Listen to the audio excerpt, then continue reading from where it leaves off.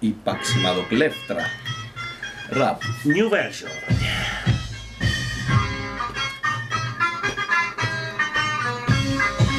Μια ιστορία θα σας πω για μια γυναίκα φίνα. Ήτανε και όμορφη, ήταν και τσακμίνα. Το μόνο της το πρόβλημα ήταν φτωχή. Λεφτά σας λέω δεν είχε ούτε για βρακή, ούτε για να βγει, ούτε για να πιει. Και τώρα που την πήρα μου πίνει και ρακί. Ήτανε ξυπολιτή και έμενα στους δρόμους. Τώρα που την πήρα εγώ θέλει και οικονόμους υπηρέτρια σκολά τα συναφή.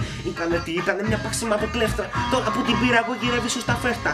Τώρα που την πήρα εγώ γυρεύει σου στα φέρτα. Ήτανε τι, ήτανε μια παξιμαδοκλέφτρα. Τα λεφτά μου και τα πλούτη δεν μπορεί να αντισταθεί.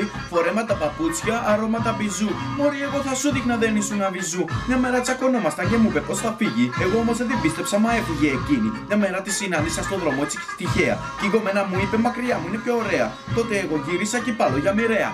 Ήσουνα τι ήσουνα, μια παξιμαδοκλέφτρα. Τότε που σε πήρα εγώ γυρεύει σου στα φέρτα. Δεν πάει έτσι. Έτσι πάει.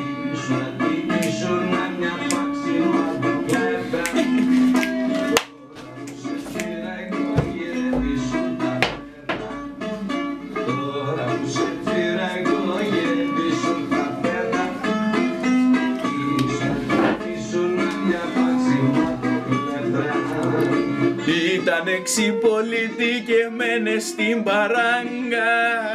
Τώρα που την πήρα εγώ θέλει βρακούθια τάγκα. Τώρα που την πήρα εγώ θέλει βρακούθια τάγκα. Ήταν ξυπολίτη και μένε στην παράγκα.